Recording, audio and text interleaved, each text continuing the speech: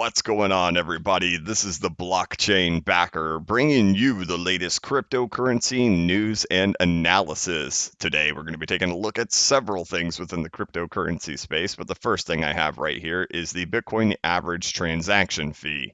Yesterday, over on my Twitter page, I had posted that the Bitcoin transaction fee is rising and it's now at $3.43. During the height of the 2017 bull run, the fee was $55 to send any amount of Bitcoin. For example, if you were sending $56 worth of Bitcoin, it would cost you $55 and you would receive $1 of Bitcoin on the other end after you sent your transaction. I remembered this very clearly and what this was like. It was this, when you wanted to buy altcoins, you could not buy them on Coinbase. You could buy Bitcoin, Ethereum, and Litecoin. I can't quite remember if you could buy Bitcoin Cash at that time. You may have been able to, but I know you could buy Bitcoin, Ethereum, and Litecoin. And it became apparent that, hey, you know what? If I actually buy Ethereum and then send that over somewhere else to buy the altcoins, it would cost me less and it would get there faster. And then I think even at that time, Litecoin, and then it was like, oh, wait, well, Litecoin's actually even a little bit faster and a little bit cheaper to send than Bitcoin, because Bitcoin was taking like 6 hours to process and costing you like $25 to $50 to send it. So you couldn't buy any,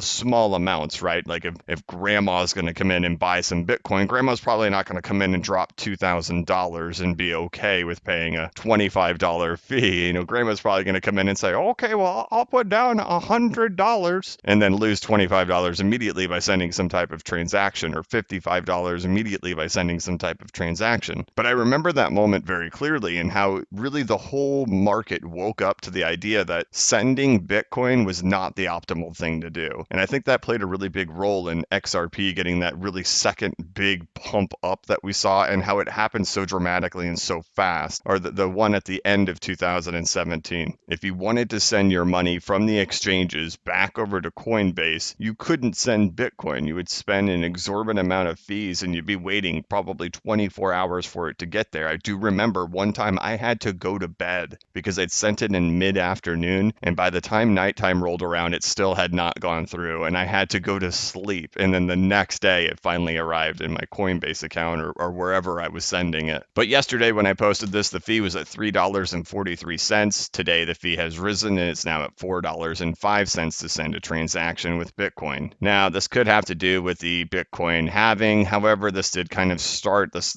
bump up with the hash, and the fee started actually before the halving happened, so we saw it suddenly kind of pop up and go. Now, I would expect the same thing to happen if you saw like a $40,000 Bitcoin price, $50,000 Bitcoin price. We're probably back in the same boat again. And what do you do? I mean, like, seriously, if we think about that for a minute, what happens if we get back to all-time highs and that Bitcoin transaction fee is $55 again? Then what happens if we break all-time highs and then the Bitcoin transaction fee becomes like $200 to send a Bitcoin transaction? It's hard to even fathom what that would really be like. Like, it just doesn't make any sense. And it's like, why would Bitcoin even be pumping in the first place if the transaction fee got that high? The only thing you could really do with Bitcoin as a retail investor, somebody new coming into this space, would be to log on to Coinbase, buy Bitcoin, let it sit there, and then sell it again later.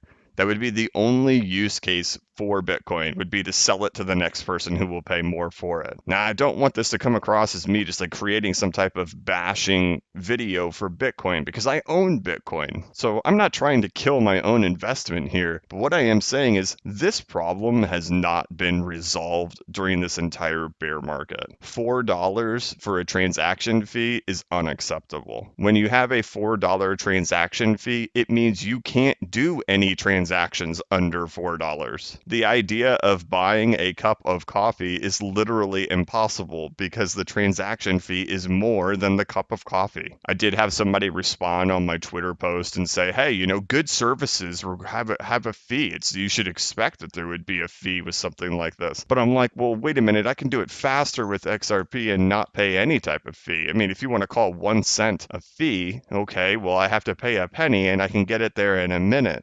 But this type of transaction fee completely pushes Bitcoin out. of any type of reasonable use case except for a buy and hold on Coinbase and sell it to the next person willing to pay more for it. Because why would I walk in, let's say I go to a retailer and I want to buy like a video game, right? Like a $60 video game. Why would I walk in and pay the $60 and also pay a $4 transaction fee and then wait an hour when I can use my Visa debit card or my credit card, swipe it, pay it instantly, and pay no fee? There's literally no reason to use Bitcoin for any type of transactions. When the fee gets higher like this, the only use case for Bitcoin is to buy it, hold it, and sell it to the next person who's willing to pay more for it. This problem right here, I believe, played a very big role in why XRP fired so high and so fast and vertically as it did at the end of the 2017 bull run. And for those who are heavy in altcoins or heavy in XRP, you are witnessing it right here, an additional use case. We talk a lot about, international payments, but I've brought this up before that one of the use cases for XRP is also transferring within the crypto space. And so long as Bitcoin's transaction fee is rising and the network slows down, it creates a bigger use case for people within crypto to start sending XRP back and forth. So it's unfortunate to see this. I actually don't like it. Okay, first of all, it's great. It's great for XRP that something like this would happen, but I don't like seeing this because you got to be real, right? Bitcoin is the branding of cryptocurrency. It's the one that everybody knows about. If you've heard the term cryptocurrency, you've heard the word Bitcoin. So if you went up to grandma and you said, "Hey grandma, do you own any cryptocurrency?" her response is probably going to be, "Oh, you mean Bitcoin." She's definitely not going to say, "Oh, you mean Ethereum or Ethereum Classic or Litecoin." She's not going to know any of that stuff. She's going to know Bitcoin. And if the response is, "Doesn't it cost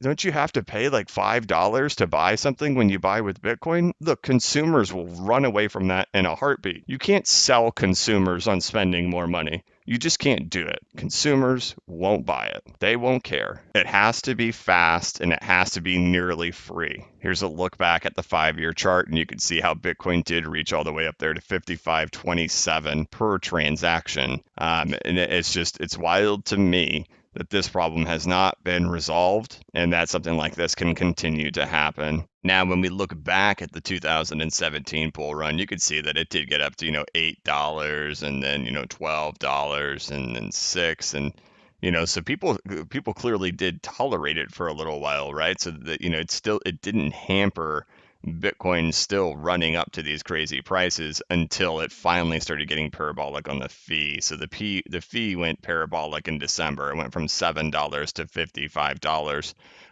Whether or not that's going to be the stopping point, does there become a point where people just aren't willing to pay that fee anymore, and it just got so ridiculous they said no more? So I mean, I would think it looks like people will tolerate this level right here, somewhere between $12 and just anything under $12. It looks like investors will tolerate it. But if it starts breaking out above that and we get back up into these levels all over again, that's where you have to start kind of saying, I don't know about Bitcoin.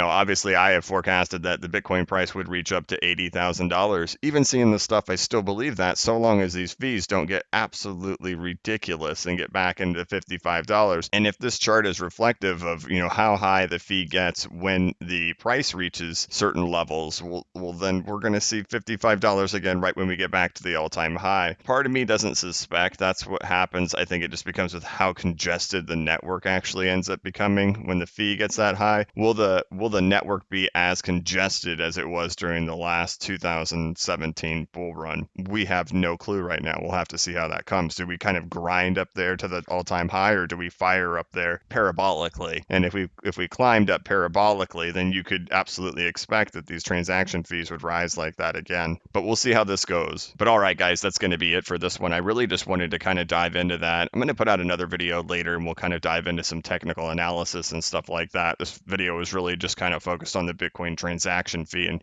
reliving through history of what that was like. Now that we're starting to see that transaction fee rise again, it's kind of like, oh wow, that this actually could end up happening again. We go back into a new bullish cycle and we watch the transaction fees start firing up, which ends up being a very strong selling point for other cryptocurrencies cryptocurrencies besides Bitcoin, because in the end, consumers want to save money and they want to do things quickly. All right, I wanted to show that to you guys. I want to thank you so much for watching. Please like this video and give it a thumbs up.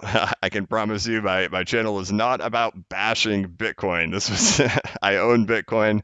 I hope that Bitcoin becomes a big thing one day, but you know, we have to point out these things when we see them, right? We can't put our heads in the sand and pretend it's not real. So, okay, if you're not subscribed to my channel, please subscribe. That way you can be notified of when I create new content and when I go live. As always, this is not investment advice and I am not a financial advisor, but if you ever need a pick me up or a little bit of reassurance, just remember that the blockchain backers got your back. Have a good one.